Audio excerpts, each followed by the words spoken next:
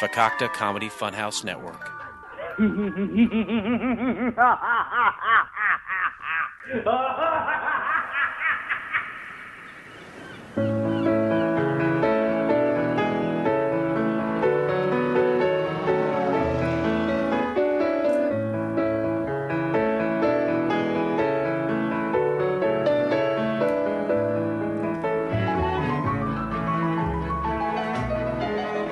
Ah, yes. Welcome, all of my friends, to Couch Pilots, the show that dares to fly into the unknown territory of awful television pilots of the past. My name is Jason, but won't you please call me the Black Caption? And across from me is my works cited. His name is Captain Philip Restisher. Good evening. Ahoy, Captain Black. How are you, my friend? And ahoy to you, matey. I'm good. How are you doing? I'm doing all right. Yeah? You seem a little disheveled. Oh, I have a lot of personal problems. Oh, do you want to talk about those? I do not. How about you? No, I don't have any personal problems. No, I didn't know if you want to talk about my personal problems. Well, I don't. To me, if you don't want to talk about them, I don't want to talk about them as they relate to me, but I didn't know if you had any like things that you thought I had problems with that I should own up to. no. Okay. But as a fellow captain, Right. As you know, Phoenix Online University graduates of it's my duty to say, Yeah. hey, you don't look like you're yourself. Is there anything I can do to help you? That's kind of what you're supposed to do. Yeah, you're right, because there's always two captains, right? You got your co-captains. Sure. You never have one captain. No, it's ridiculous. It's not the fucking Lakers. That's right. Because you said the Lakers? The Lakers. LA Lakers. They have one captain? Well, I would assume a basketball team only needs one captain because there's only 11 guys. Kobe Beef Bryant? Kobe. Yeah, you have to have a couple captains up in the air because say one guy has a heart attack. Right. One guy strokes out. You got to have someone flying that plane. Right. If one guy's getting a blowjob in the back, somebody's Sure. going to be paying attention. I guess that's a possibility, Well, right? it happens all the time here. It's never happened to me, but... Oh, well, then I guess I'll quit going in the back and I'll tell her that little girl to... Is that what you've been doing back there? Yeah. That explains a lot of the smells in the back. Ooh, that smell. I can smell that smell. It's the smell that surrounds me. The smell that surrounds me. Okay, well, if you're good, I mean, we can... I'm of sound body and mind. Okay, we should have talked about this in the pilot's lounge. We really did not have much of a discussion before we hit record. We really didn't. I was like, do you want to go smoke in the pilot's lounge? Nope. No, I don't smoke. Well, I mean, you could watch me smoke. That's usually when I'm going out to smoke. I just expect people to watch me smoke. Or and breathe it in. You can breathe out. Is there such thing as third hand smoke? So that would be I smoke the cigarette, you inhale it, then you turn to the person next to you and then you blow it in their face. That's right. It could be done. I don't know how much of an effect it would have on them. We could try it. You want to? Is the boy still here? I mean, or maybe we get DSJ involved. DSJ, we'll try with DSJ. We'll do. Okay. And we'll keep a log, like a log book of any different behaviors or any physical features that seem to change. Sure. He had that kid a while back, and I bought him that It's a Boy cigarette, or that cigar, rather. The cigars? Did you get him the cigar or the gum? The actual cigar. Oh, okay. And I don't know if you noticed a couple weeks ago, he was smoking the cigar, and he was waving the cones, and he put on this weird, kind of erotic smoke show with it. Like, he was really getting into it. I don't know if you noticed that. Oh, I didn't notice that. That was cool. I was probably doing the logbook. Or getting blown in the back. That's a possibility. I've been known to get blown in the back. It's And I'm like, bitch, you're doing it wrong. How'd you get that in there? But then I'm like, you know what? Just finish. You've already started. Right. Don't you dare stop now. Come on, baby. Give me what you started. I'm incomplete. Yeah. Oh, yeah. Thank you for not mentioning the patch on my eye. You know what? There's personal things I don't want to bring up, and I'm not going to, out you, as they would say. Well, I not too long ago, during one of our days off, I wanted to kind of impress a lady, and I was like, "Yeah, this is my airplane," And Sure. she's like, "I don't believe this is your plane." I was like, "Well, I got a podcast," and she's like, "I don't believe that you guys really go up in a plane," and I was like, "That's a bunch of bullshit." So I took her in Air Force One. Who is this person? I'd rather not name them. All right, that's fair.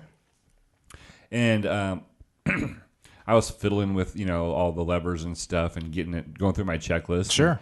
And DSJ had put gas in it, and he swiped the credit card and filled it up with gas. Yep. And then I I thought it'd be really romantic if we took off as the sun set. Oh, that's perfect. Yeah. Now, everybody that listens to this show knows that you get it up, And then after I do that, you do everything in the middle. and then you bring it back down. Right. But you weren't there. Mm-hmm. And so I had to get it up. Oh, how'd that go? Well, as I was getting it up, I was staring right into the sun.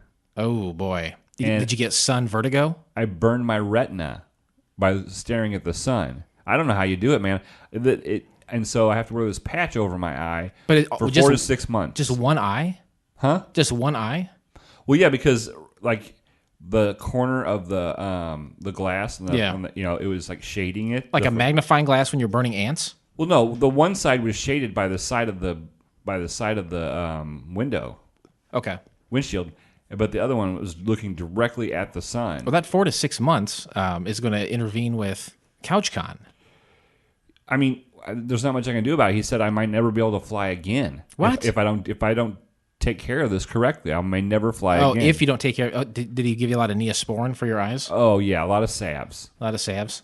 I tell you, the only reason I can do this, the things that we do together, is I have special contacts because I have terrible vision. Do you have tinted contacts? I do. So they protect me from UV rays. And see, I didn't know about those because you get it up. You've never had to do anything because you do the stuff in the middle. And then you bring it back down. Right. And I spend a lot of time looking directly into the sun. I don't know why. Well, people always say follow the North Star, and I'm like, fuck that. I'm looking directly into the sun. That's how I know where I'm going. Go west, young man. Yeah. I don't know why when they built this airport, the takeoff strip is pointed west, directly west. Yeah. So if you go out anytime between 6:30 and 6:45, you're looking right into the sun. I don't know how you do it, but now I know because tinted contact lenses. That's right. That's exactly right. I'm so glad we found this out about each other. Do you ever notice that I've never been able to pronounce words, like easy words, correctly? I did at first, but now it's just so commonplace that I don't even think about it. It's like, with someone with slurred speech or something. Oh, or, yeah, or no, someone with a stutter. If you've been around them long enough, you just know what they're saying. Sure. That's exactly like you. Sure. Oh. So, well, I apologize. I think you said Marilyn Lemon Monroe recently, and I knew exactly what you're talking about. Because we know each other so well. That's right. August 21st. Today's August 21st. I love August 21st. We're getting close to fall. Yeah, we're falling into it, some would say. Ooh, we don't want to fall. We're in a plane. That's a bad thing. If you fall in a plane, I guess. or do you care to live anymore? Well, I've got... Maybe we should rewind. Makes me nervous. No. It's all right. You know what? It's I've heard of that where they say a pilot has like a death wish and he's going to kill himself in the plane. But I would never take you down. That's like a kamikaze pilot. Well, if you want to do that, I don't be a part of the Japanese Air Force. Right. If you want to do that, I don't condone it. Okay. But I am a firm believer in everyone's independence and being able to do what they want to do. So if someone said to you, "I'm thinking about killing myself," Kill myself. You'd be like, "That's fine. That's okay. If that's what you want to do." No, I would try to talk them down, but ultimately, what control do I have in their life? That's exactly right. If someone wants to do it, they're going to do it, right? Right. Okay. You're not going to do it though, right? No. Don't do it. Who would I have do this show with me? Blake Szymanski?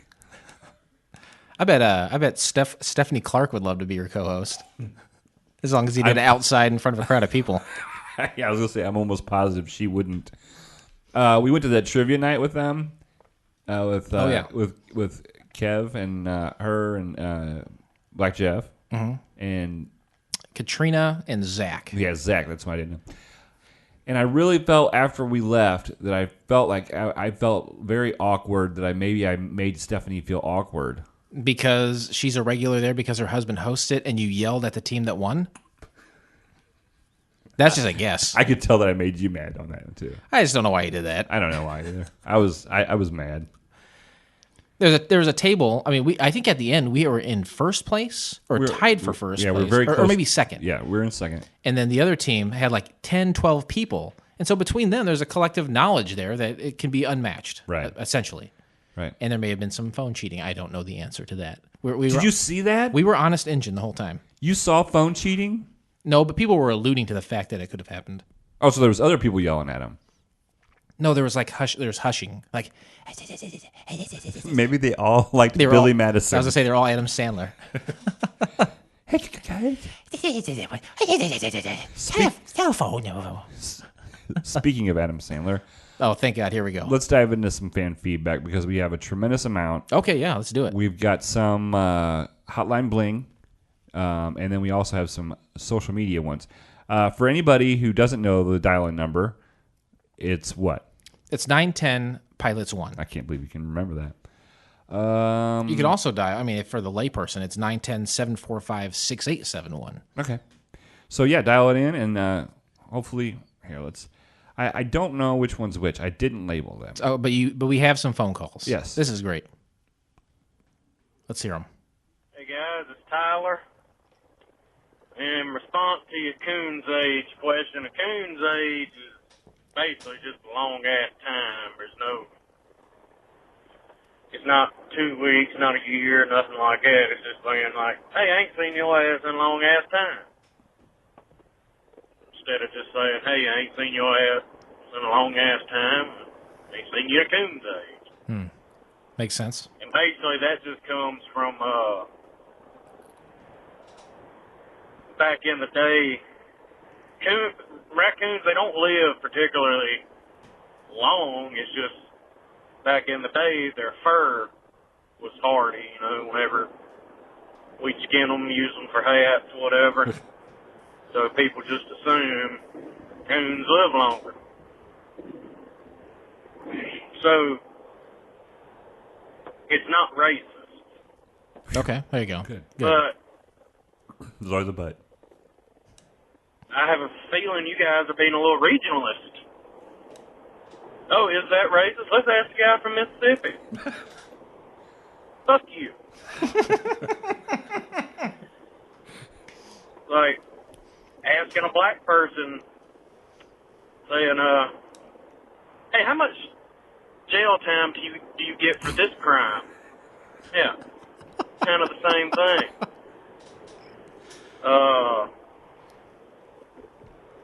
I think it come into racism whenever everybody started noticing, you know, hey, they've got little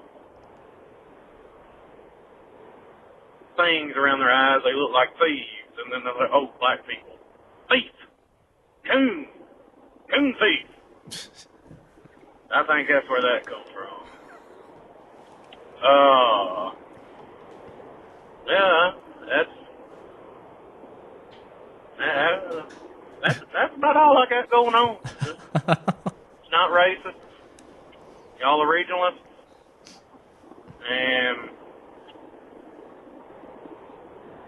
yeah, that's about it. So, and first of all, Tyler, thank you very much for dialing in. Absolutely. Thank you for clarifying that we're not racist.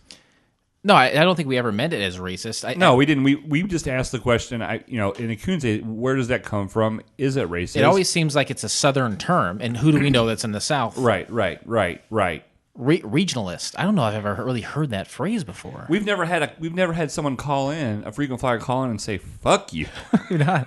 Does that work for or against him with the frequent flyer points? Well, to be honest with you, at first when I first heard it the first time, I was like, "Well, fuck you too." But then I remember, I was like, "This is Tyler." It was meant with you remember love. that he's cool as shit. Yeah, I remember. I could just if I close my eyes and listen to that voicemail, I can see him reaching out, giving us a nice big old bear hug. And so I was like, "Oh, he says fuck you in like a nice way." Sure. Like bless his heart, right? Right. Like bless your heart. Yes. Bless his heart. Yeah. We got another voicemail. Oh, good. Yeah, let's keep them coming. That is almost my preferred way to receive fan feedback. Definitely. Let's try this one. No pun intended. On our last episode of Crotch Pilots, Molly was helping the black magistrate remove the bottle caps that he was sodomized with by Beer Mansky, while Captain Restasure was bailing the voice out for hugging children in their underwear. He comes home to find his best friend and his stewardess/wife almost knuckles deep. Jesus. How'd that feel? It's In a fan rage. fiction, my friend. He says, "What the fuck?" and pulls out a foxtail butt plug. Jason and Molly both yell, "It's not what you look like. It's not what it looks like." Now, today.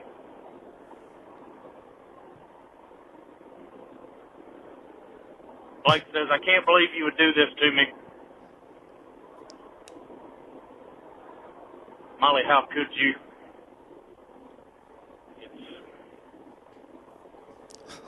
It's been years since you've done butt stuff with me, but you do it with Jason.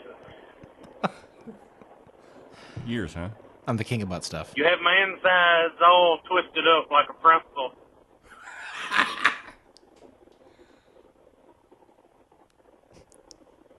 He's really taking his time with it. I do everything for you. It's like I'm your. It's like I'm your endangered servant.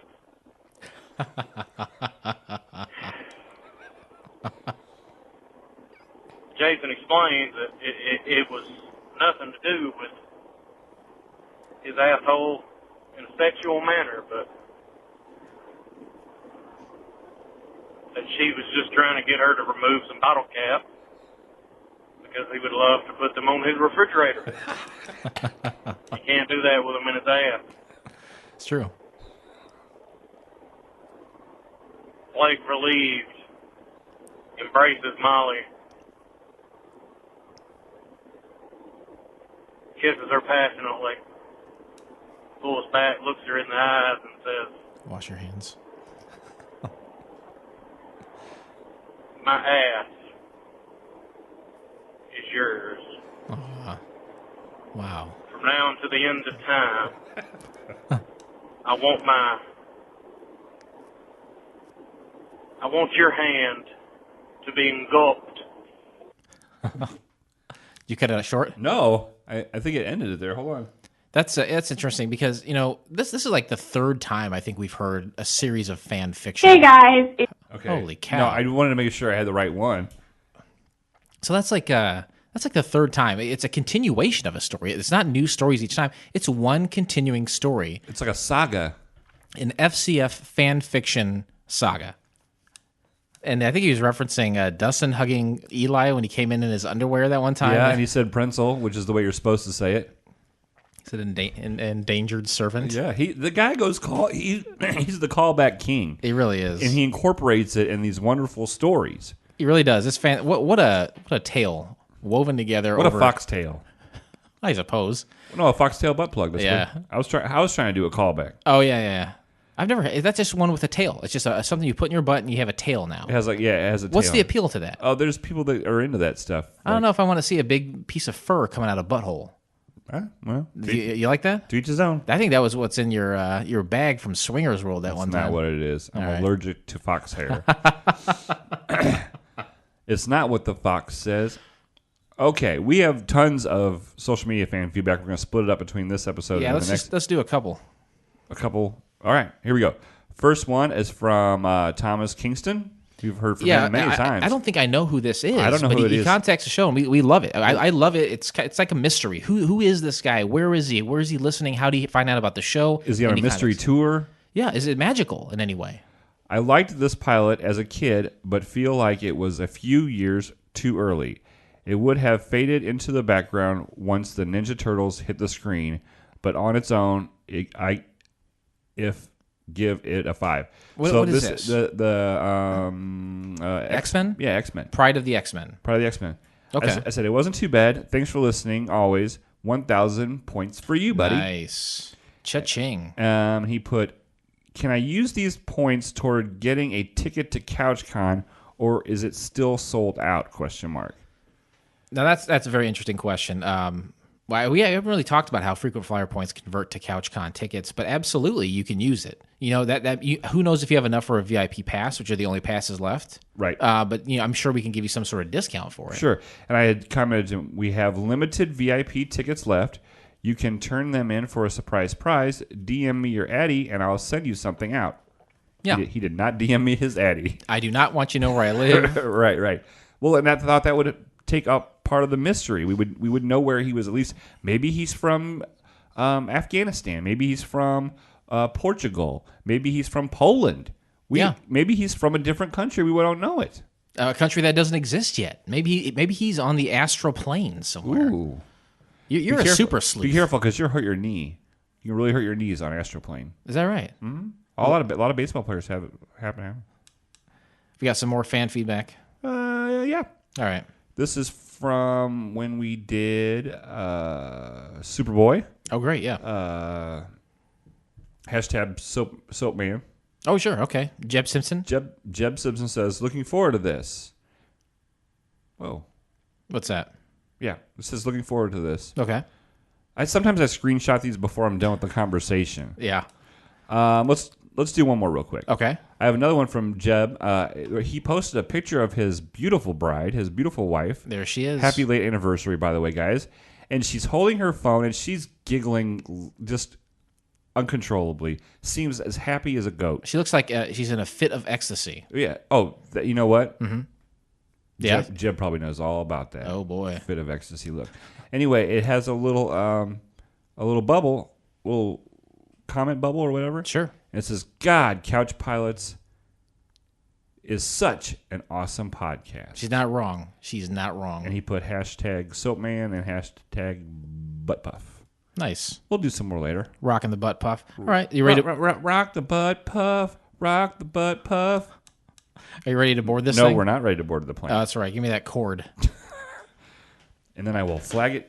Once you do that, I will flag it to you. Folks, definitely get a hold of us at any social medias or our website. Send us an email at couchpilotspodcast@gmail.com or that dial-in number, sweet dial-in number. We'd love to hear from you. Tyler, thank you again for calling in. Yeah. Keep that hotline blinging, folks. Ladies and gentlemen, the captains have turned on the fasten seatbelt sign. Couch Pilots. That's the podcast you're listening to. I'm sorry. Why are you sorry? Oh, I was thinking of something else. One Yeah. of those things, your emotional thing you got going on, you're wanting to say something. I have a lot of people I need to apologize to. Am I one of them? You're on the list. Am I? Oh, yeah. Awesome. Because the fan fiction's not far off. That's all right. No. Hey, we share everything. We talked about getting into swinging, and I guess she just got one step ahead of me. Oh yeah, whatever happened to that naked pool party you were going to have in the pilot's lounge? Nobody wanted to come. That'd be a primordial DNA soup in that pool. I'll tell you what. No, but Couch Pilots is the show not where there's primordial DNA soup. It's where you have failed television pilots, right? Shows that had one episode and then they went away, and then we found them and brought them back. Definitely. We CPR'd them back to life. Clear. Right?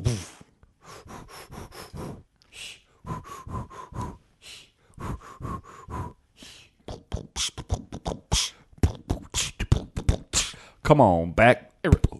Come on back. Today we discuss the pilot episode of Where Have All the People Gone? From the year of our Lord 1974. Great year. I would say that was probably a very good year for the Roses. A good year for the Roses. A couple weeks ago, you're like, "Hey, what does satiated mean?" You called me out on a big word, but yet you're throwing out these phrases that no one like. What does that mean? What does a good year for the Roses even mean? Well, I went back and kind of changed my definition of it. Okay. Over time, I found a pattern. Okay. Yeah, I'm very interested. Of the times that I've said, "Hey, this is a good year for the Roses," usually I would say, "Well, it's because something good happened that year." Yeah. But I think I've narrowed it down after going back and listening to our catalog, which you can do. You can go back and listen to. Anyone can do it. Basically, if I say it's been a good year for the Roses, it means I had sex with somebody. Okay, so, but I mean, I was -7, 1974. I was -1. So how are you having sex with people in that year? You said it's a great year for the In Roses. my mind, man. In my mind, I was having sex. Okay, I guess that makes sense to me. But life doesn't have to make sense, Jason. Yeah, explain to me Aurora Borealis, What? the Northern Lights. What the fuck are you talking about? You've never heard of the Northern Lights? No. Like when you go to Alaska and the night sky is lit up with like green and purple lights that are And all you called it what? Aurora Borealis Where the hell do you learn that shit? Where would you learn something like that? on a TV. You never heard of Aurora Borealis? No, at first I was like, great, I'm going to have to go to the doctor again. I might have Aurora Borealis. No, you don't have Borealitis. This is probably very Borealitis to all of our fans. Fans. Fucking ridiculous. But no, I was trying to agree with you and say sometimes life doesn't make sense. Sure. The Northern Lights dancing across the Arctic sky, I don't know what that is. I don't know how it happens. I've never seen it. As far as I know, Jesus is taking a leak in some sort of mirror-lined toilet bowl, and this is what we see. You gonna sneeze? Jesus, take a pee. Jesus, take a pee. Instead of Jesus, take the wheel. All right, fine. I'll just shut up. Obviously, you're grouchy, and so I have to be grouchy with you. I'm sorry. But what I'm not sorry is my attempt to go back in time in our minds to the year 1974 when this pilot was released. The year 1974. I wasn't there. You weren't there. All right, so let's go there. Let's talk about some of the things that happened in that year. Following impeachment hearings started on May 9th, Richard Nixon becomes the first U.S. president forced to resign after the Watergate scandal on August 9th. Okay, yeah. He did some bad stuff with Watergate. Yeah. I think he wasn't paying his bill correctly or something. Yeah, they said, you know what? Pay your bill, And he said, or we're going to turn off the water. Yeah, he's like, I'm not a... He's like, I don't pay my water bill. Yeah. Also, technically, I did have sex in 1974 because my mom and my dad had sex to have me. So that means you had sex. Mm-hmm. I shot through the penis into the vagina. Same difference. I guess you were there. You were there. On October 30th, 1974, the much-hyped boxing match between George Foreman and Muhammad Ali for Ali to regain his heavyweight title takes place in Kanasha, Zaire. The Rumble in the Jungle. I've heard of that. The Rumble in the Jungle. I wouldn't mess with Ali. I mean, toward later years when he was all shaky. Well, he was... if he would have... I think his last boxing match should have been him versus Michael J. Fox. And just at the end of the round, whoever hit the person the most times won. Yeah, I agree. I would watch it. Because they were both so shaky. No, I understand. Oh, okay. I understand they both have Parkinson's disease. George Foreman, famous for naming all of his sons George Having and a creating grill. a grill that, you get all the fat out. Yeah, he seemed like a big teddy bear. He does seem lovable. He didn't seem... But he was mean, man. When he was younger, he was mean, but had all those kids. He mellowed out. Yeah, he spread his testosterone out there. He's like, all right, I'm mellow now. Yeah. Anyway, I would love to see it. Well, in Zaire, I mean, they're both black fellows, so maybe like let's take it to the dark continent. Sure. I don't know. I wonder if it was outside. Would you prefer it outside? There's Well, probably a lot of I mosquitoes. would think that there wouldn't be any indoor arenas in Africa, Zaire. Are you a regionalist? No, I'm just saying. I don't know what it is with you today. I'm sorry. I'm apologizing to you. You don't have to say you're sorry. I just want to make sure you're okay. Now I'm all worried about you. I can't worry about this pilot, which I was super excited to talk about. I really brought it down. Look, you're Please, right. listeners, don't cut yourselves. Just make it through the whole episode. You're right. There probably is no place inside for them to have a proper fight to house that many people. Thank you. You're welcome. Now, finally, for 1974, Sears Tower in Chicago becomes the world's tallest building. Huh, I've been there a couple times. Did you go to the top, the tippy top? Yes. The first time I was like 5 or 6. Yeah. And I remember I screamed and cried all the way up the elevator. Your ears are popping and No, I was stuff? scared shitless. So you're scared of heights? Oh, yeah, very much so. Still to this day. Because you don't like roller coasters. Right. And the elevator opened up, and I was so scared. My mom drugged me over to the window, and I looked down. I was like, oh, that's cool. It is terrifying, isn't it? To be able to see, 15, 20 miles. Right. It's just this, in the scheme of things, it's a toothpick up in the air. What would stop the wind from knocking that? We can't understand No, that. It's almost like Aurora Borealis. Almost. And then, when they put those those blocks in it now. Those clear blocks that are out there? Yeah, I can't put both feet on it. I can only put one foot on it. I cannot put both feet on it. I am innately I'm not programmed Sure. to put both of my... That's a good way to say it, too. because you go up there and you think tens of thousands of people, hundreds of thousands of people have gone out into these cubes, and it's never fallen. No one's ever died. But it's cracked. It has cracked before. I didn't know that. That's even more terrifying. Yeah. But I remember I went out there once, and I did have both feet. And what I did is I had one feet on the inside, and then I like tapped my foot out there like an idiot, like it wasn't there or something. And then I finally did it, and I was like, "There's a 3 Mississippi, that's good." And I go back. Yeah, you two Mississippi, you two Tyler more than me. It is now the Willis Tower, I believe, and it is no longer the world's tallest. Oh no! But at one time, that doesn't last very long. By the time they build one, there's already being one built that's taller. Yeah, that's true. I think it's in Singapore or something. That sounds about right to me. A Borealis Tower. That's what it's called? A Borealis Tower. All right. That's it, though. I mean, I am back in 1974. I'm there. I'm ready to go. My mind has traveled back in time, and I'm ready to see this pilot in the original presentation that it was provided. So we can give it a proper grade. We cannot say, oh, it's 2017. I'll watch this from 43 years ago. Yeah. No. You have to put yourself back. You helped us do that, and we appreciate it. Oh, wow. I don't know that you've ever thanked me for that. I appreciate that. I want to thank you every day for everything you do. Well, why did we? I'm going to thank you in a second for you telling everyone why we chose to watch Where Have All the People Gone? Well, we chose to watch it because, one, it was one and done. It never went to series. It was filthy. We had to wash we had it. to scrub it. We had to scrub its undersides. Two, we had to find it on the internet. And three, it had to be free. We cannot pay for these, and that's how it is. Who's got the time or the money to invest in something like that? I don't have time or money. Yeah. I got more damn time than I got money, honey. Oh, okay. Well, some would say, where can you find the pilot to watch for yourself? We already said we found it, and it's free and available to be seen, and there's only one of them. So where can you take all that information and put it into practical use for yourself? You can find the entire episode by subscribing to Couch Pilots in iTunes or your favorite podcast app of choice, and then simply click on one of our classically blue links in our show notes, or go to YouTube, and you know what to do, too. So clever. Get that right, buddy. Flight attendants, prepare for takeoff, please. DSJ. DSJ, A-OK, all the way, USA. He is wearing an American flag instead of a T-shirt. Well, again, his calendar is kind of jacked up. He always thinks we're a couple months off, so Right. I think he thinks it's the nation's independence today. Yeah. So he probably thinks it's the bicentennial. And he wouldn't be wrong. Summary of the pilot. Here's a little something to wet your whistle. Remember I always say that? Yeah. Are you ready for this? Uh-huh. A strange series of solar flares proves fatal for inhabitants of the Earth, except for the fortunate few who are somehow immune from the effects.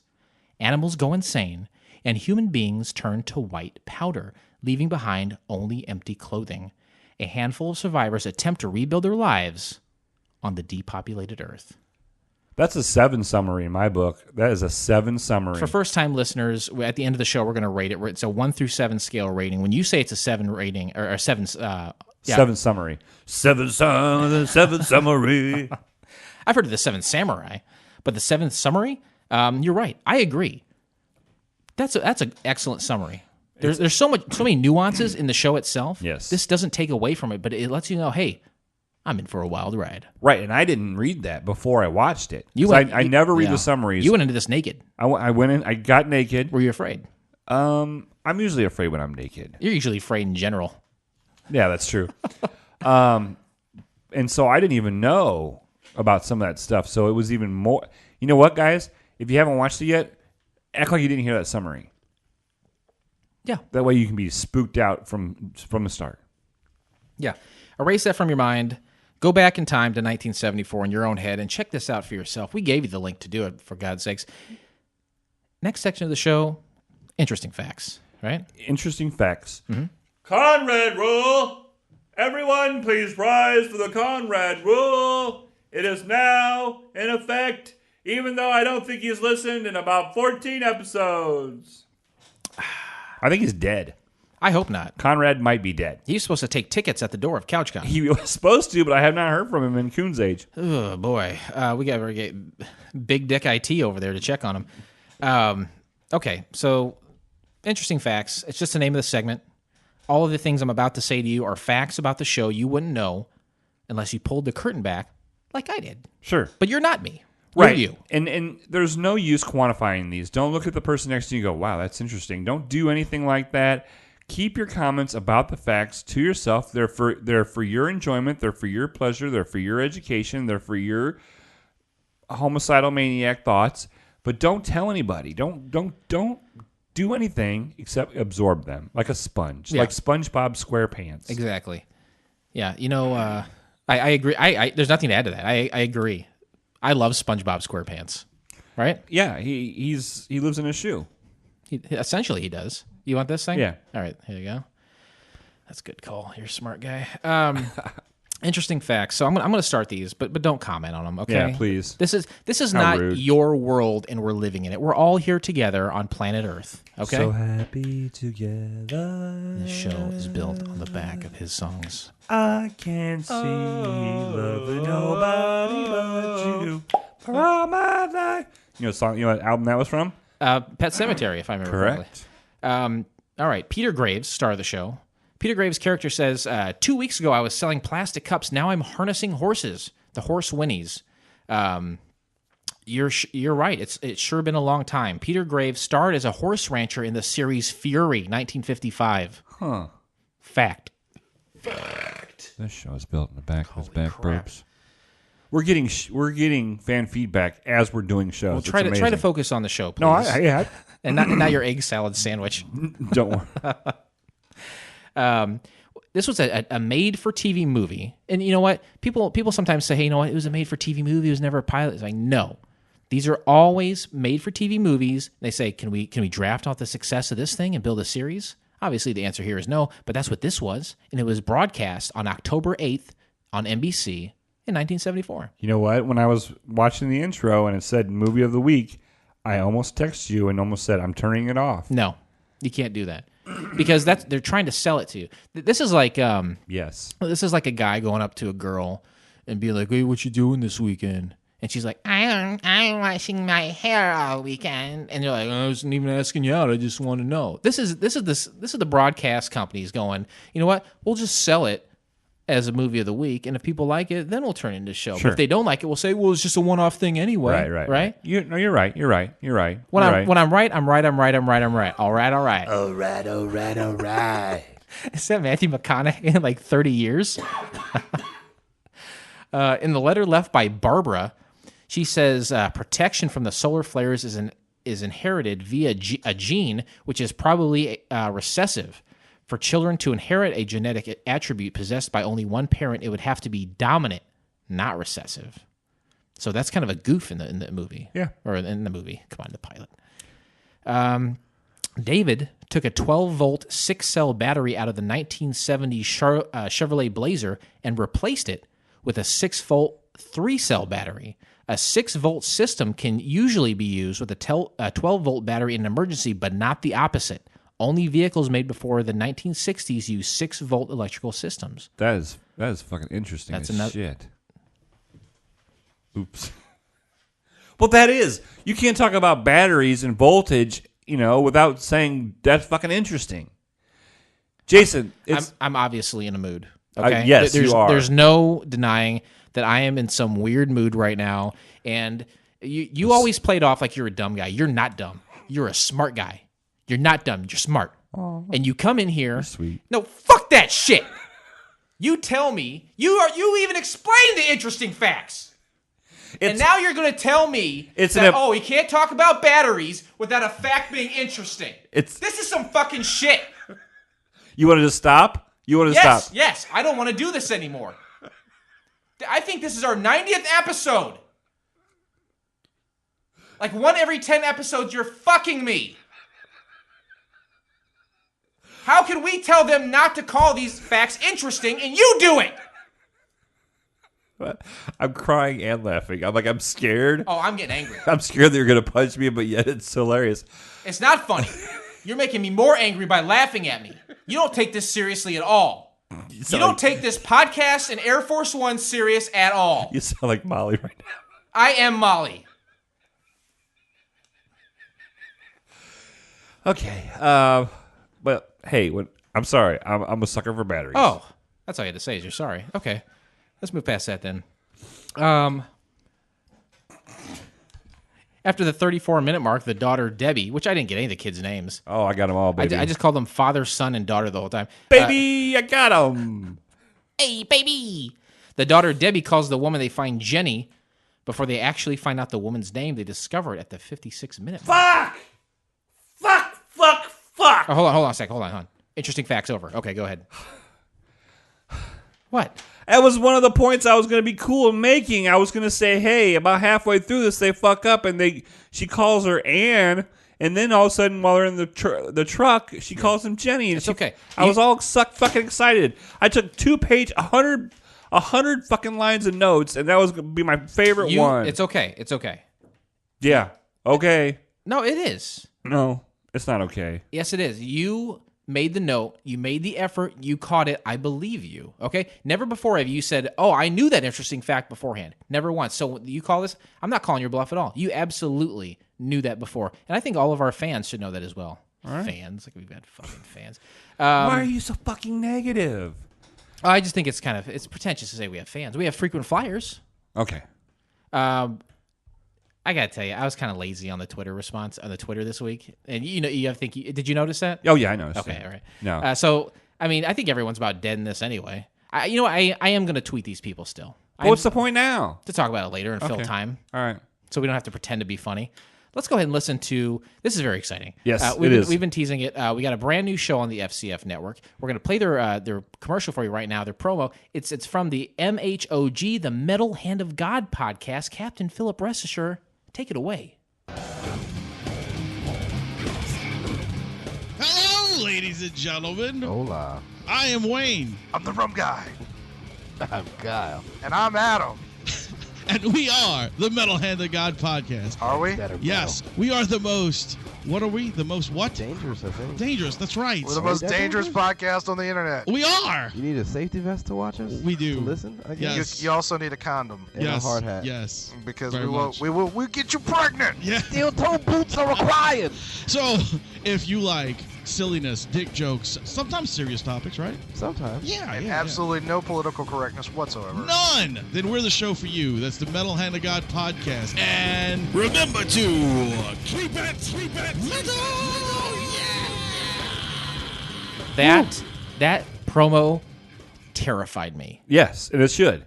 Yeah, That's what they want. They want it to terrify you. They're the most dangerous podcast on the internet. proven it. And I wouldn't even say week after week. I'd say a couple times a week. These guys are crazy with their releases. Yeah, they're doing it a couple times a week. They're an established podcast, so it's not a brand new. These guys know what they're doing. They're not starting at episode 1. Yeah, they're at 380 something, if I remember correctly. Sure. They're knee deep in it. They're knee deep in it, knuckles deep. Some would say. I would say they're from New Orleans. That's what I would say. No, go Drew Brees. Hey, why not? Right? Yeah, he got that thing on. He's always got that smudge on his face. It's a teardrop because he murdered someone in college. Oh yeah, Metal Hand of God podcast. I've known the guys for a while. We talked off and on over the years, and I said, "Hey, you guys want to come join, this failing network?" And they're like, "Fuck yeah, let's Hey, do hold it." on. Why are you so down today, huh? Well, you know what? Here, I'll tell you something about me, which you should already know. Okay. Is my Why? attitude often, my outlook on life, or my attitude often feeds off of who I'm around. Okay. It does, and it's not good. I'm not saying that's the way you should do it, so kids don't follow my footsteps. But that ends up being what it is. No, Metal Hand of God. So am I a negative influence on you? Today, Yeah.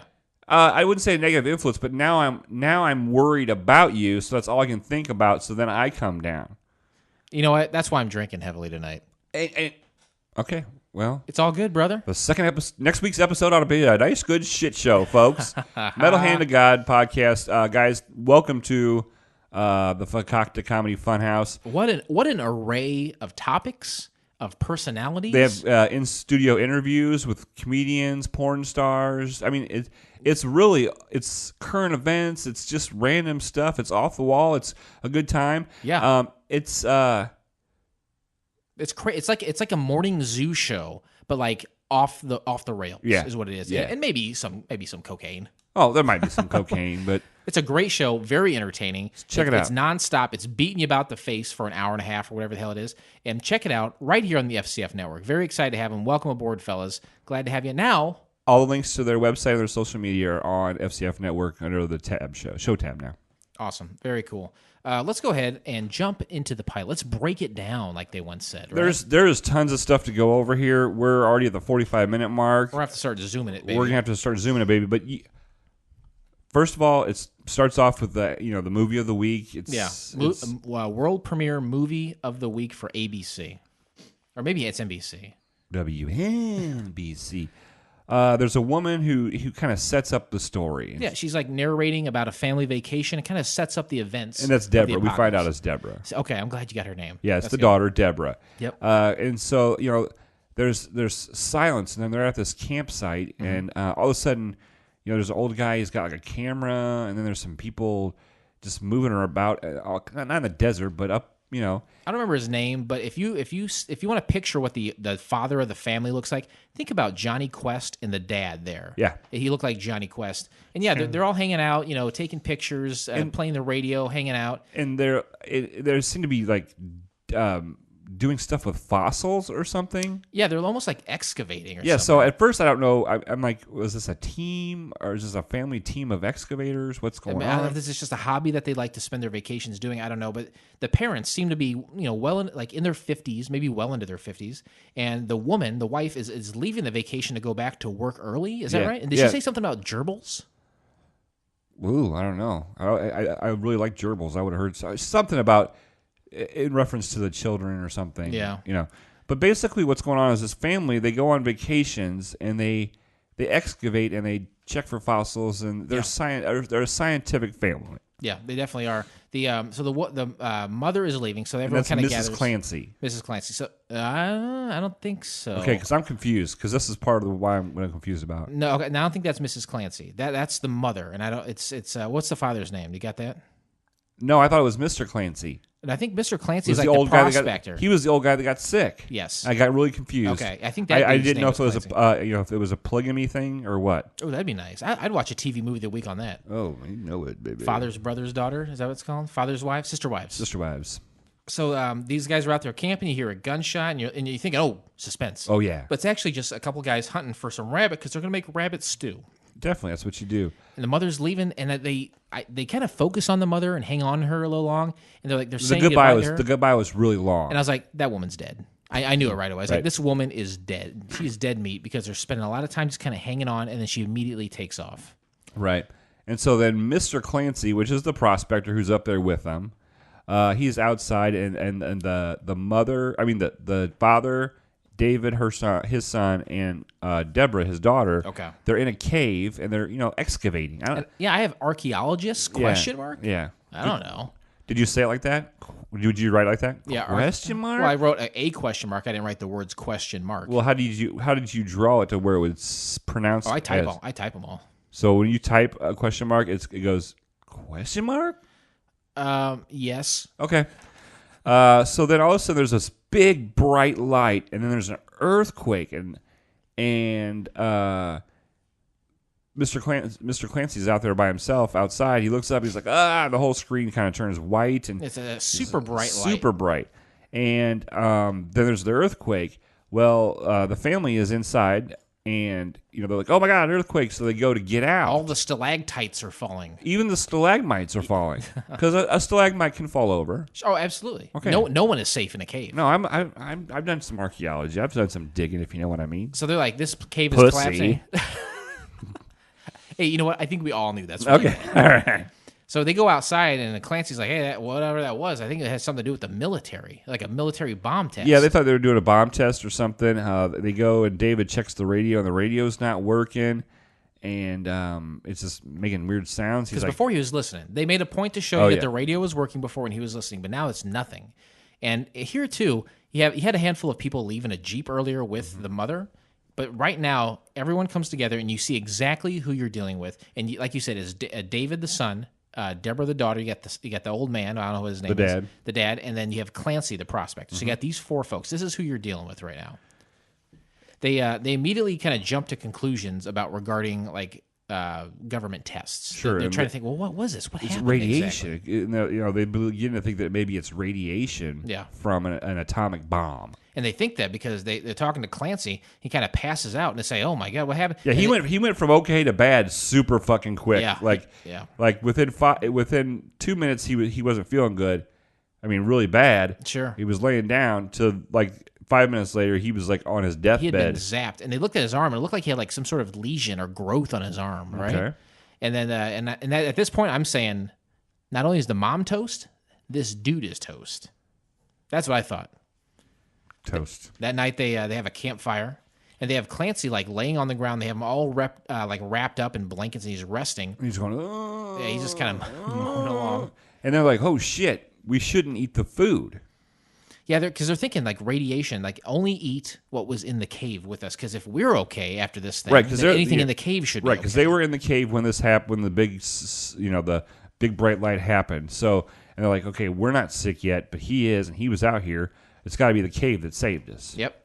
So they're having that campfire, and the son is trying to contact people, anyone they can, to say that we got a sick guy. Mayday. No response. Red alert. No response. So they start questioning radiation poison, and they say for it to affect him that quickly, it would have to be a massive amount. Oh, massive. And so they're like, okay, he's getting worse. We got to get the fuck out of here. It's going to be a 2-day hike. We're going to have to build something to carry this guy. And they do. Yeah, so they get some sleep, and the next day they get ready to go. And David, the scientific son, I call him, the nerd. You can say it. Man. I didn't want to say it. You can say nerd. Last time I got in trouble for saying nerd. The N-word? I said nerd. I called you a nerd. You got pissed off. Oh, probably the X-Men? Yes. I am a nerd. Fucking nerd.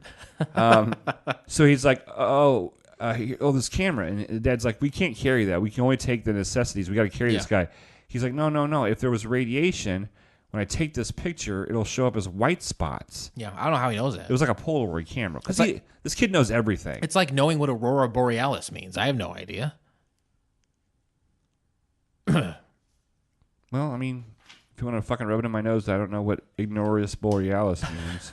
I don't know what I wouldn't know to do that with a camera either. So he takes the Polaroid out, and there's white spots all over it. Oh, yep, it's radiation. We gotta get the fuck out of here.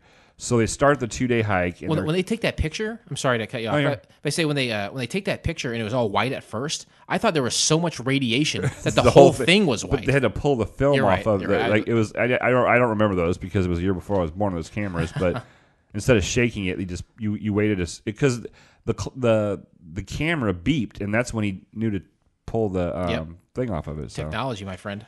Yeah, I was born, and they had Polaroid cameras. We just shook the shit out of them. So they're making their way down the mountain with Clancy, and they're discussing how they're going to ration what's left of the water. Right, because there's only like one cantina of water left that they had in the cave with them. Yep.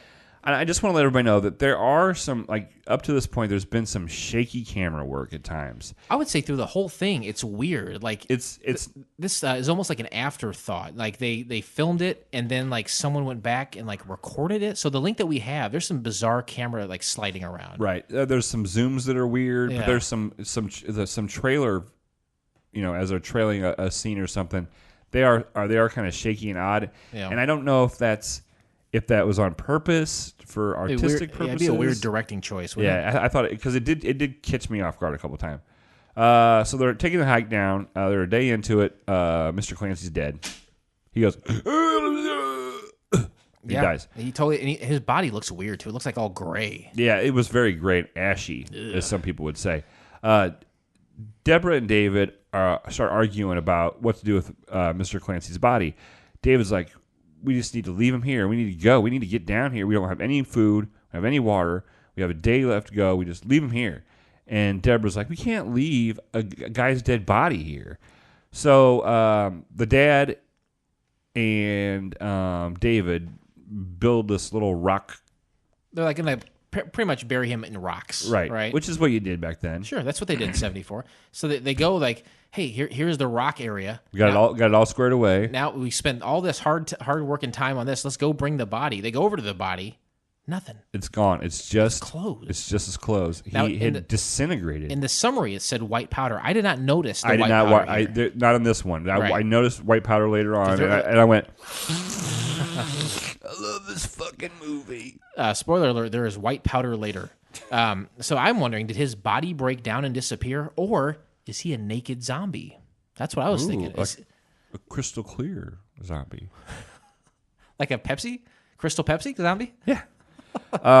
So we get into another Deborah monologue, which is like habit at the beginning. She does this about 4 times. She segues. She segues, kind of moving along.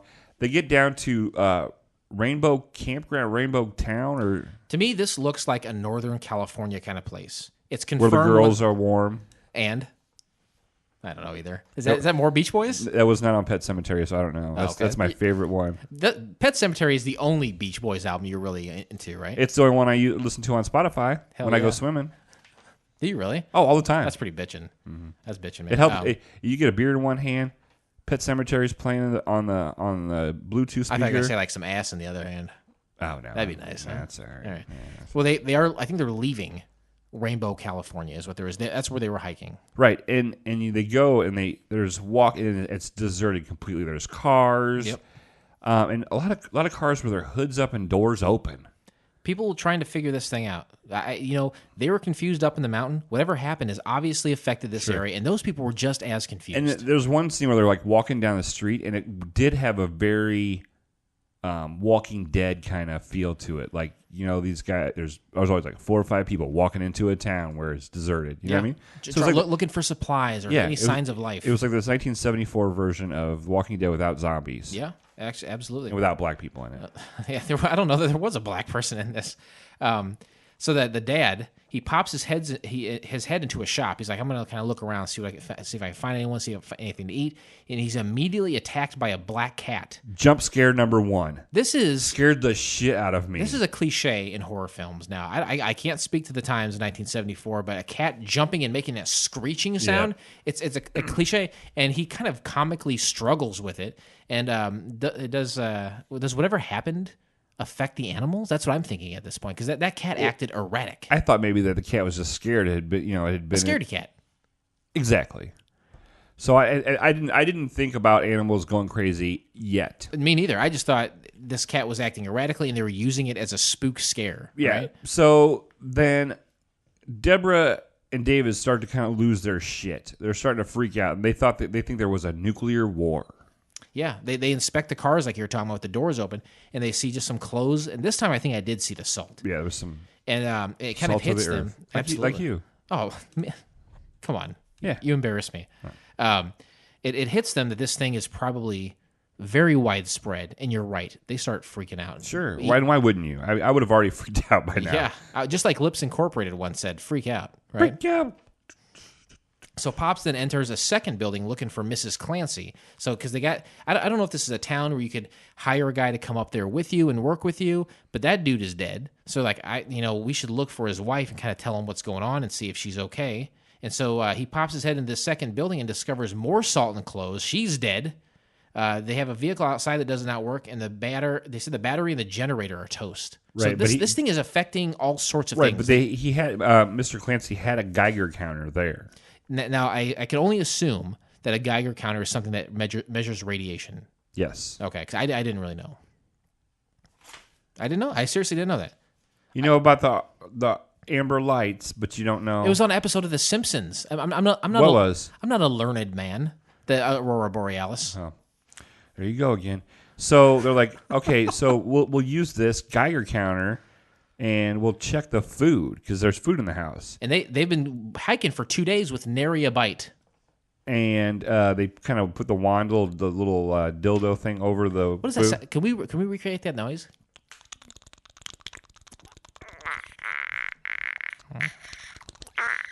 Nice. High five that shit. Nice. If you guys need anybody to imitate a Geiger counter, let us know. Yeah, please. Hashtag, won't you imitate a Geiger counter, please? So big money Geiger counter. They're in the house. The food is clean. They test it and it's clean, and then they start feasting like fucking animals, and then laugh when she says they're going to be sick. And I assume that's they think from eating too much, but they laugh because they understand the predicament they're in. It is darkly funny. It's oddly they just start hugging each other and laughing. It's very awkward. It's like, yeah, everyone's dead, and we're going to be sick from eating too much. Deborah walks into a bathroom or a pantry, and she sees on the window, "God have mercy on us," which obviously Mrs. Clancy wrote on with lipstick. This is terrifying. And those were lipstick promises. I don't know. You ever that heard the song? I know. Who's that by? I think it was not George Lucas, obviously. George Lucas did have an album. George Dukas. George Dukas. I'm gonna look it up. Like a shit. If you give me a couple moments, I'm That's gonna fine. try to look it up. So yes, they write this thing on the mirror. And another kind of cliche, writing these messages to whoever happens upon them about the peril that they're currently in. And it's probably Who's George Dukas. George Dukas. Dukas, that's an unfortunate last name, isn't it? This is so everybody can kind of just take a break. It's called intro violation. You want me to sing it to you? This sounds like a 80s, 90s? 90s country.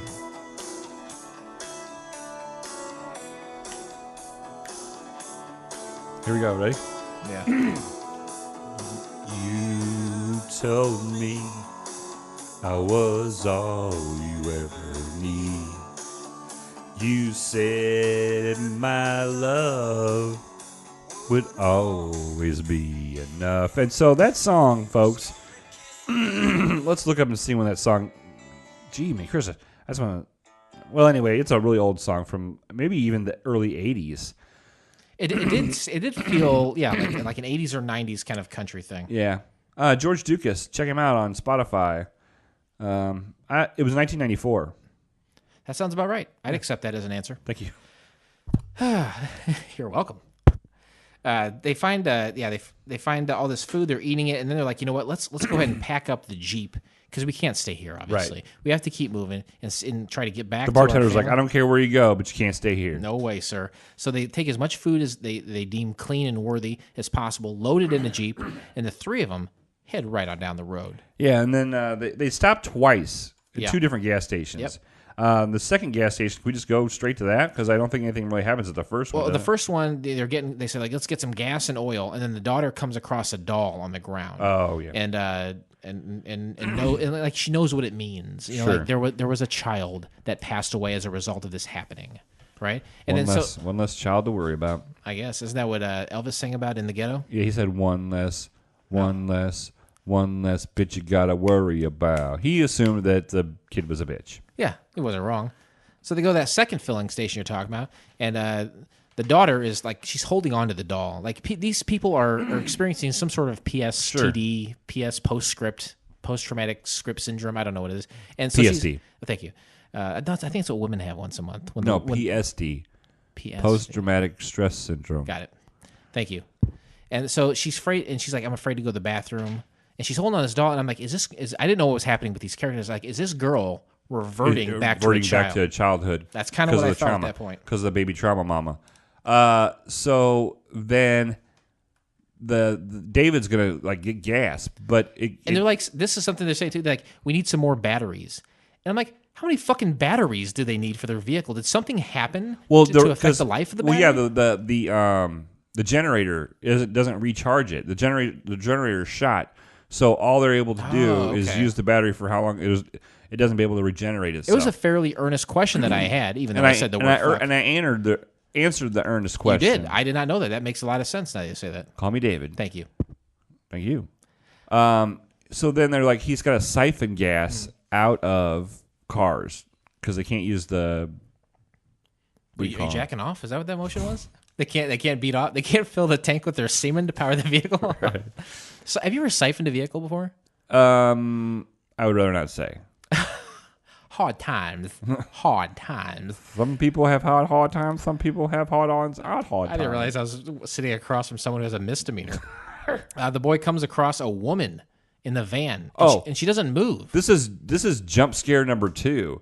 Like the camera is panning down where he is, in the hunched over siphoning gas, and then he stands up, and then you just see this woman in the window that you didn't see before. Classic and effective cliches in horror films. Jump number 2 scared the shit out of me. This woman is frozen there, and honestly, you would assume that she's alive because everyone else who's died is turned to salt, but you don't know because she's not saying anything and she's not moving or anything. No, she was a great actress. If she would have played a great mannequin. I say, is she alive? She's not speaking. So They remove her from the van, Right, right? and then the Deborah's like, I got to call her something. I'm going to call her Ann. And the woman grabs and grabs the doll from And holds Deborah. the baby. Yeah, so it's kind of dark show, right? Sure. Dark and horrible things are happening, and you're seeing how it's having its effect on people. Definitely. Then this crazy dog comes and he's like,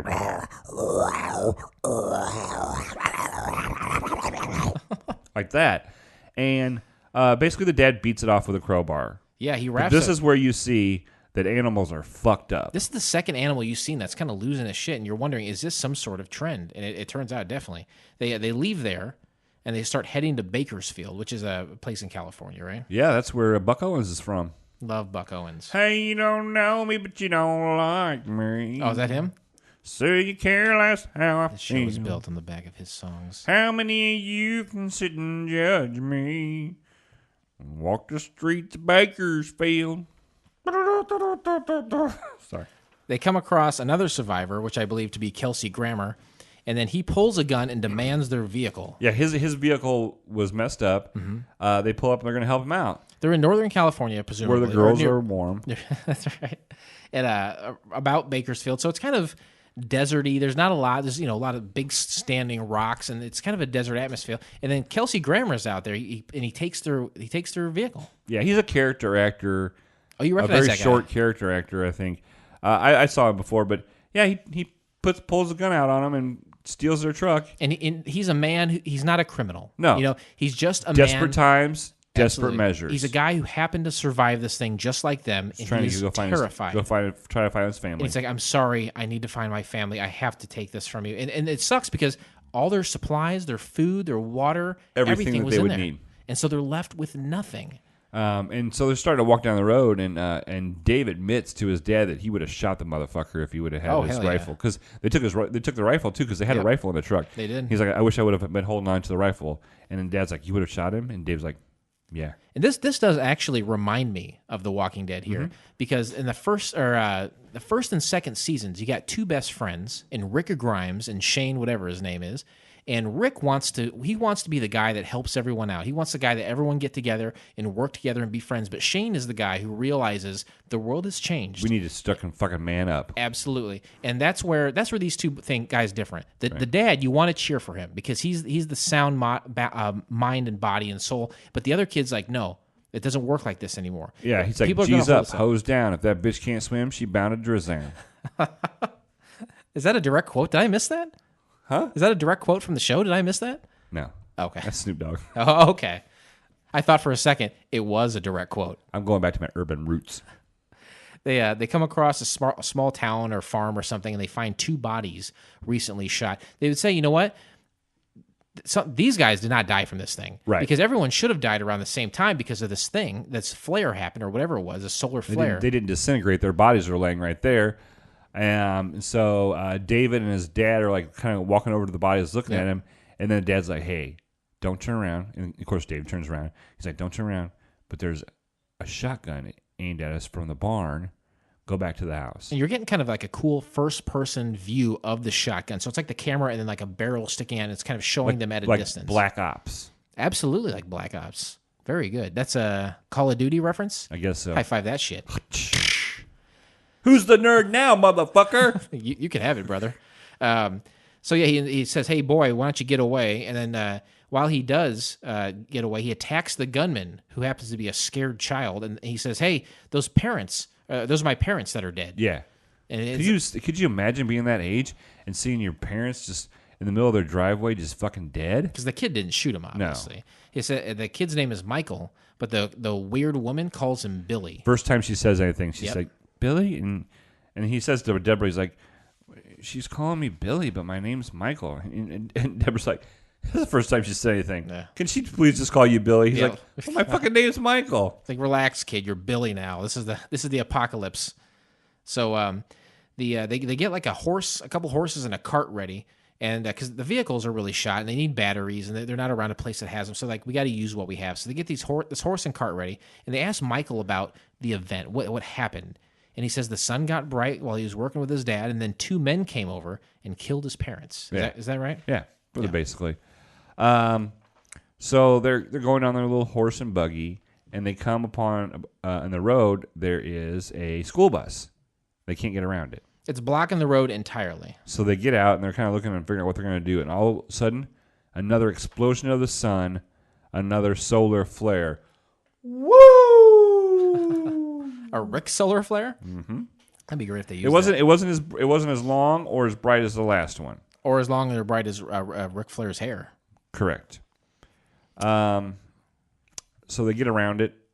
Yeah, the people who survived weren't necessarily sheltered in a cave like they were. Right. And this second happening kind of helps them. And it was cement like that. an aftershock anyway. Yeah. So it wasn't near as potent. They end up going to a used car dealership. They're going to hotwire a car. Yep. There's a guy there, and there's another confrontation, but he ends up being a cool dude, just trying to, he's hanging out with his family. They moved into a ranch down the street. And like, we're heading towards L.A. He says, dude, L.A. is done. Yeah. There's nothing there. There's no more Scientology. Yeah. There's no more Hollywood. There's no more improv. That's right. Nothing. Kobe, the captain of the team, Kobe, is dead. Right? Kurt Kobe. Kurt Kobe Bryant.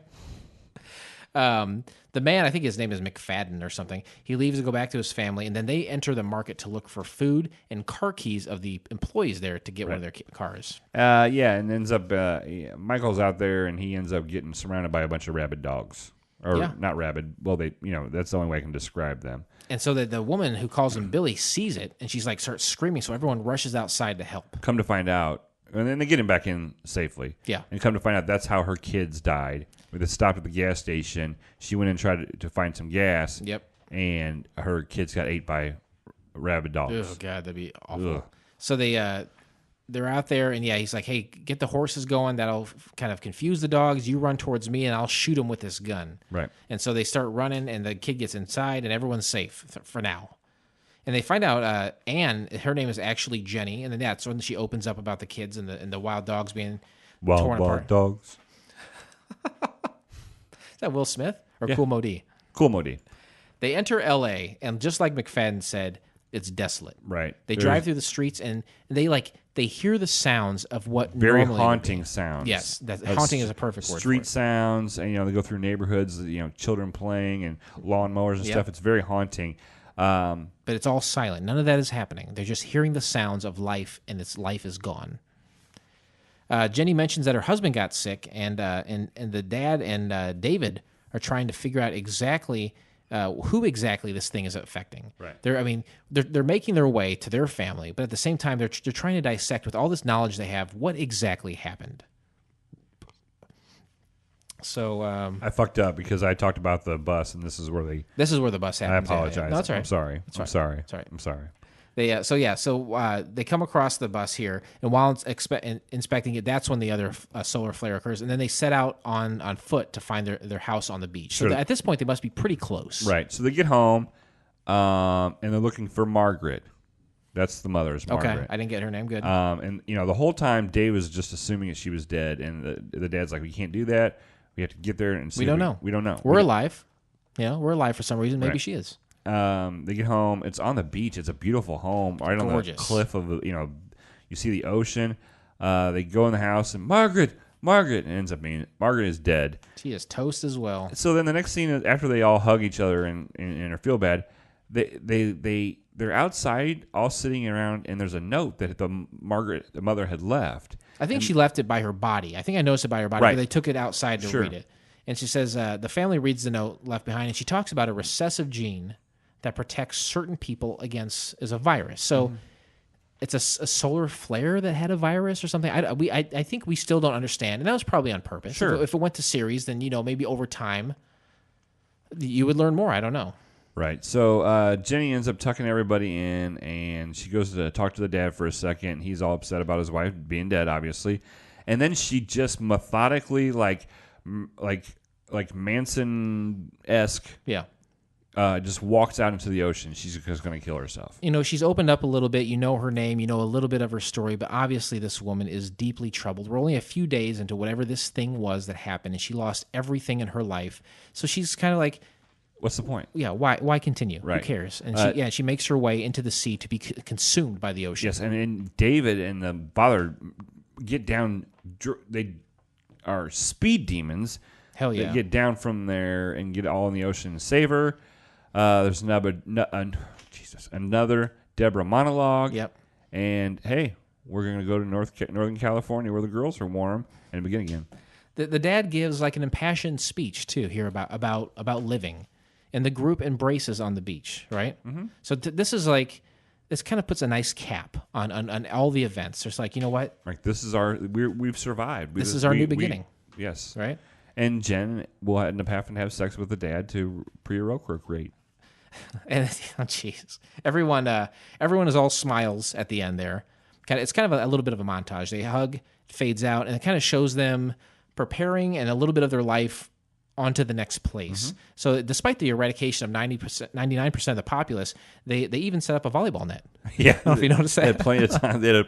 Hey, you got to have leisure. And that's it. That's the end. And there's a commercial for the Great American Soup, and I don't know what that is. I'm not going to purchase it. Did you see that commercial at the end? Once I saw the credits roll, I turned it off. I can't blame you. But you know what you shouldn't turn off is your ideas about turbulence. Please remain seated as we are now crossing a zone of turbulence. Where have all the people gone? Sometimes I ask that question about the people in my life. One time I said, where have all the cowboys gone? And did Paula Cole have an answer for you? Yep. What'd she say? Memphis.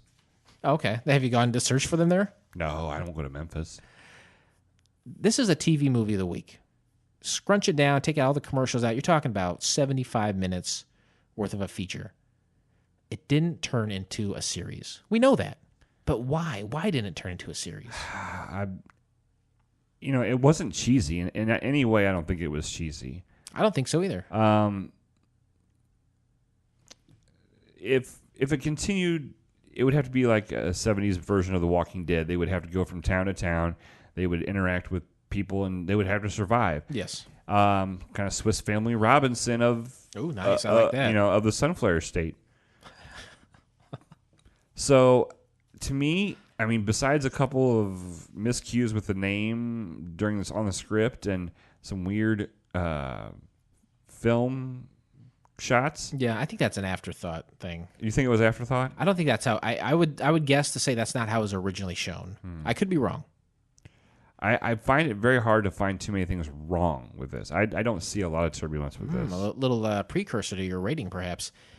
I think this is an expensive show to make. If you're going to go week after week to new settings, new surroundings, you're constantly scouting places. You have a terrible show like The Big Bang Theory.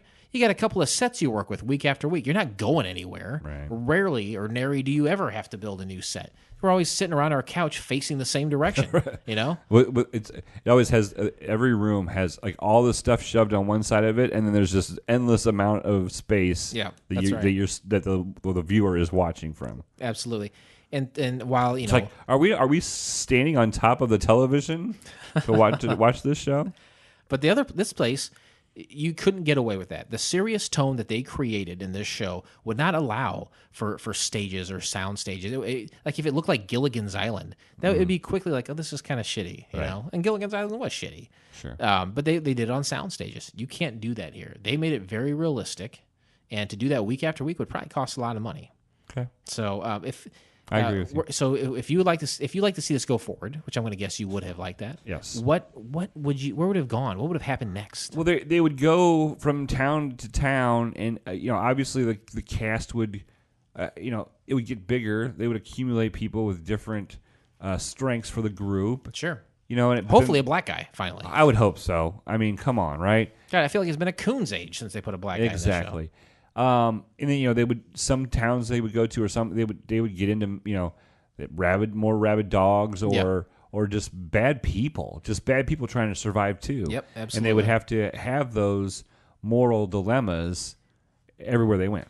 And that's you said it early, and I didn't even think about it. I thought about post-apocalyptic movies and shows in general, but you as a fan of The Walking Dead, you kind of nailed it, because at the end of the day, you figure out how to deal with zombies, but the true danger is always other people. Sure. And so while there aren't zombies, there are other threats and animals and things that can't be reasoned with. But in that nature, the threat is people. We already saw it a couple times, right? We saw a guy trying to run out of the market. You didn't know what he was going to do. Right. We saw Kelsey Grammer point a gun and actually commit an act of violence against them. And during the show, they they were like, well, it can't be radiation because like these animals would be dead. That's what I thought, grass, too. the grass would be fucking fried. There wouldn't be any fruit anywhere. Yeah, gotta have fruit, right? I don't know about you, but I'm a big fruit guy. What's that thing that pirates get? Sickles. What was it? Scurvy. Scurvy. If you don't have enough like vitamin C or like citrus, Yeah. and that's why they always took cranberries out in the sea. I don't know. I like ocean spray. I like ocean spray. I do too. Hey, you know what? High five that shit. Oh boy. Let's start our final descent. Ladies and gentlemen, as we start our descent, please make sure your seat backs and tray tables are in their full upright position. There's a couple popular places I like to look for ratings. One of them is Rotten Tomatoes, and rarely are things on there. This is on Rotten Tomatoes. That's bizarre. Rotten Tomatoes score 50% of the audience that saw it liked it. So essentially, they usually go by the critics score, whether something's rotten or not, and it starts at 60%. So as far as the audience goes, this is a rotten show. Well, but also they're watching it from maybe 2017. They probably didn't put their minds back like we did, right? They didn't Rotten Tomato from 1974. IMDb score out of 10. Blake, what do you think the IMDb score is for this show? 6.5. 6.4. Woo! Very Damn, I'm close. Man, you are smart. That's from 856 ratings. Wow. That's a lot. That is a lot of ratings. We don't see that many. We see like maybe 100 or at the most like 200. We don't ever see something that large. This is kind of a sweet Pull your spot, pants I up. think. I'm sorry. It's not that large. This is kind of a sweet spot, though, because you have 4 to 6 channels maybe on TV. Right. So a lot of eyeballs on this thing. And people who are alive in 1974 are probably still alive today. So maybe I am. Yeah, you were not alive then. You were just having sex inside of my mom's you're a third part. Vagina through my dad's penis. That's exactly right. So yeah, 856 people. They've all rated it. They took the time out to rate this thing, and they gave it a 6.4. Okay. Critic reviews. The best thing about this 1970s made-for-television sci-fi film is the title. Reviewed by Dennis Schwartz of Azu Film or Azu World Movie Review says, the best thing about this 1970s made-for-television sci-fi film is its title, and the only good thing about that is it's strangely long. John Llewellyn Moxie, No Place to Hide, and Who Murdered Joy Morgan, and Panic in Echo Park draws no tension or credibility or much that's imaginative. The only thing weaker than the direction is Louis John Carino's inert screenplay. An eerie series of solar flares proves fatal for the Earthlings, except for the fortunate few who are immune from the effects because of a special gene. The professorial Stephen Anders, that's his name, Peter Graves, the father was Stephen Anders, is camping on holiday, blah, blah, blah, blah, blah. We'll go down to the bottom here. They trekked in Northern California. Sounds like a good plan to me, but the pick thrilled me about as much as sitting through a power outage. Grade C-. Oh, my God. I would love to see what Dennis Schwartz thinks is entertaining, if not this. Yeah. Dennis Schwartz, you can eat a dick up till Why you don't you hiccup. suck it? Eat a dick up till you hiccup? Yeah. Nice. MonsterHunter.com says, truly apocalyptic for all the wrong reasons. Where have the people gone is the sort of dingbat film where Peter constantly turns to his 18-year-old son for the scientific reasons for what happened because his son had a single physics course instead of having the kid trapping the homestead to repel invaders who are going to be after Peter's women. What? The film's ending is also a bit bogus since it's obvious the dogs are the only ones smart enough to survive. I don't know. People are not happy with this. I'm not going to comment. Viewer reviews. I want to tell you right now, there was almost 60 written viewer reviews. So I'm going to just read some titles of what people had to say. Now, you might like this a little bit better. Okay. Deserving of true cult status. Disaster-type movie that is affecting and effective. Make sure you're camping out and protected by a cave when the end comes. A lasting impression from a time of edgy TV movies. I still remember this movie. Intelligently crafted doomsday thriller on a tight budget. Wow. Others remember this movie. I'm so happy. White Powder and Other Remembrances. Did someone say scary? A very strong and observing 70s made-for-TV movie, end-of-the-world science fiction winner. And it goes on like this. The people like this. The old curmudgeon sitting in his mom's basement scratching his nutsack says, no, I don't like this. Right, because he's a douche manouche. Yeah, and he can eat a dick up until... He hiccups. You're damn right. Ladies and gentlemen, welcome to FCF Airport. Local time is 11:11 and the temperature is 69 degrees. For your safety and comfort, please remain seated with your seatbelt fastened until the captains turn off the fasten seatbelt sign. We alluded to it earlier when you had mentioned that you gave the summary a 7. 1 to 7, that's our scale, taken from the famed television show from the 1990s, affectionately known as Wings, right? Yes, sir. Yeah, our intro and outro are directly ripped off from them because we're pilots just like the Hackett brothers. Which Hackett brother would you be? There's two. You got Joe. Yeah, I think you're a Joe. I think I'm a Brian. That's exactly right. You're definitely a Joe. Number 1 is the worst you get. That's Roy Biggins. Number 4 is a Joe Hackett. That's me, right in the middle. Even Steven. Right. Should have been Steven Hackett. And number 7 is the best a man can get, Gillette, Brian Hackett. That's you, the leather bomber baby. Great with the ladies, flies by the seat of his pants. Yep. Loosey-goosey, ready to go. Absolutely. Only has 3 pairs of underwear. That's the scale. Is that part of the show? He had 3 pairs of underwear? No. Okay. Do you personally only have 3 pairs of underwear? I have about 47. Molly gets mad at me. Holy cow. That's a lot of underpants. You need some? I have some from high school still. That cannot be true. It is exactly true. We are going to see those in a little bit here. I want to see what's left of that and how they still fit. 1 to 7, though. That is the scale. Captain Philip, rest assured, I turn, as I always do, directly towards you and ask, how do you rate Where Have All the People Gone? Where Have All the People Gone? The only thing I did not like about this was the title. I think it was too long. I loved this pilot. I enjoyed it. I had 2 or 3 shock moments, jump scenes. Sure. I didn't think the acting was that bad, really, considering it was 1974. It wasn't cheesy, like I said before. This could really happen. This could happen. Why not? Fuck yeah, it could happen. We don't have, like you said earlier about Aurora Borealis, we don't know everything. We don't know the answers to everything. Why couldn't this happen? Folks, when you first click on it, you're going to see an hour and 13 minutes. You're going to be pissed off. Don't be scared. You're going to be pissed off as hell at Jason because you thought you made it specifically. But you know what? I said, I trust him. There's a lot of stuff out there, Blake. I can't control it. I know. And you know what? This has really changed my mind. Oh, this is when great. I see it. I loved it. I think everyone should watch it. I'm giving it a 7. Oh my God. Congratulations. It was I was scared. I was intrigued.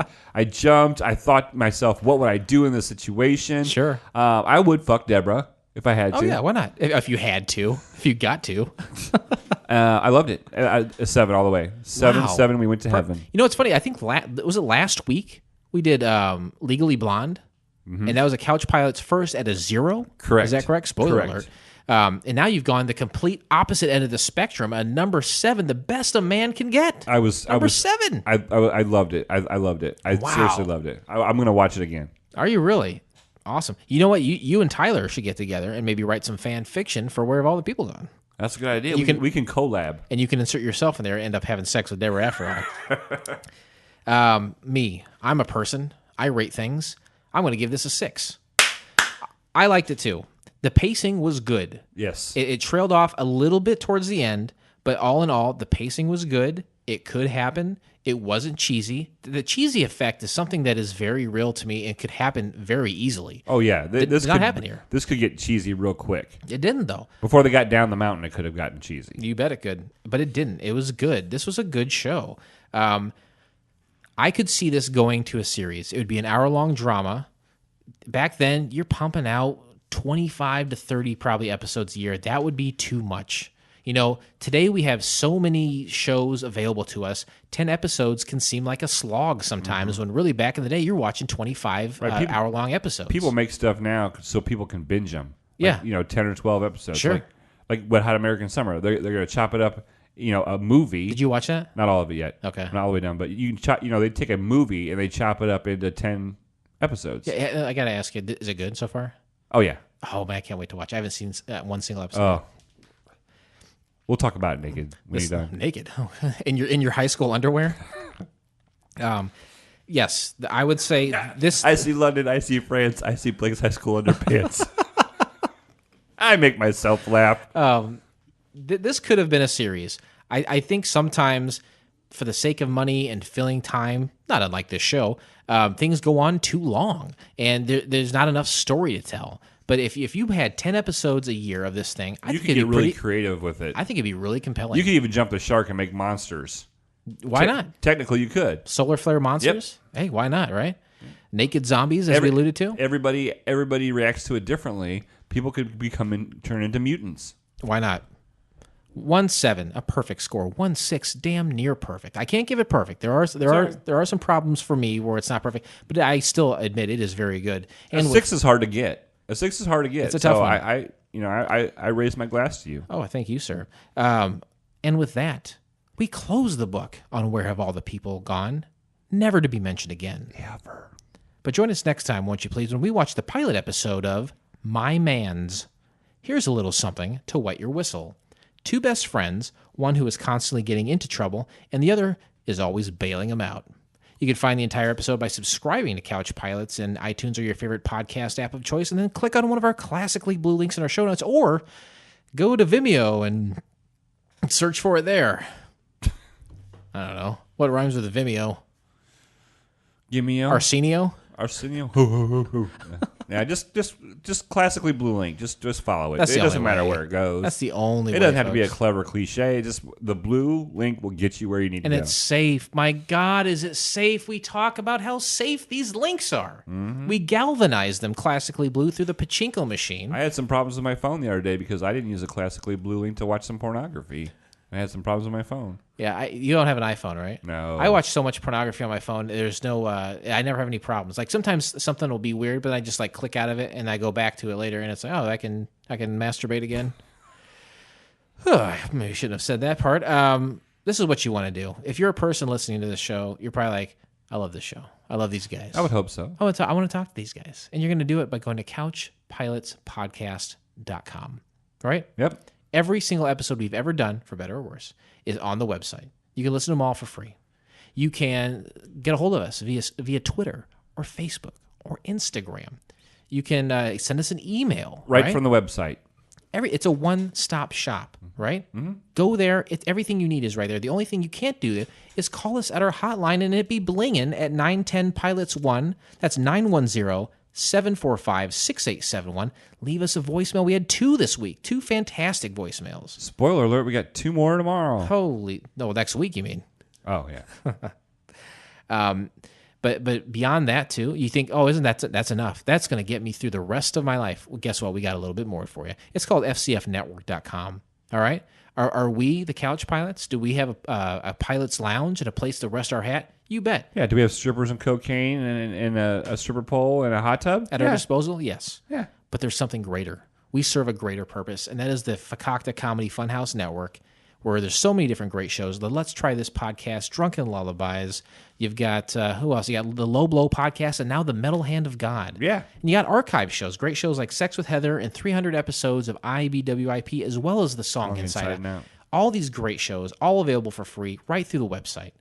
What do you think about that? It's great. It's great. It's a creative outlet. You can, with the addition of Metal Hand of God, I really think everybody can find something to listen to. Aren't you proud of that? I am. Look what you did. I didn't do it. Look what you did, sir. No. That's you. It's all you, buddy. Just me knowing a couple of cool people and creative people. Yep, and look what we did. We're very proud of it. I know we both are. Anything else you'd like to say to our frequent flyers before we go? No, I mean every episode you ask me, and I usually don't. You almost say nothing. I almost say nothing. Usually, you just look at me in the eye and shake your head. Tell people about the show. Share the show. Let people know if you like the show, and let them like it too, and have them subscribe. Subscribe on Apple Podcast, Google Play, wherever any podcast. We're out there. We're out there. You can't not find us if you're looking. Just take a minute to subscribe. Cool. Telling your friend is the best way to go about it. Retweet something, forward a link. Send a tweet. You don't even retweet it. Just send out a tweet. Sure. All that seriously does help us. We honestly, genuinely do appreciate Very much that. so. And with that, this pilot may have been rough, but it's always a smooth flight here on Couch Pilots. Thanks, everybody. And we'll see you next time. Later, Gators.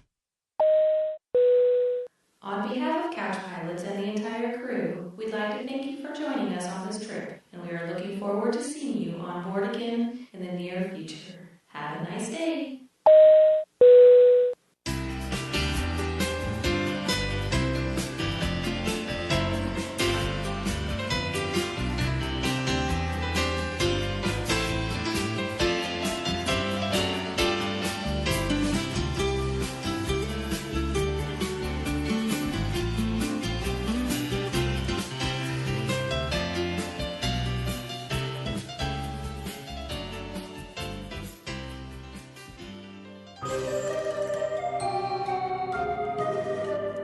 This has been a Fakakta Comedy Funhouse production, produced by Jason Tosher, executive produced by Blake Clayton.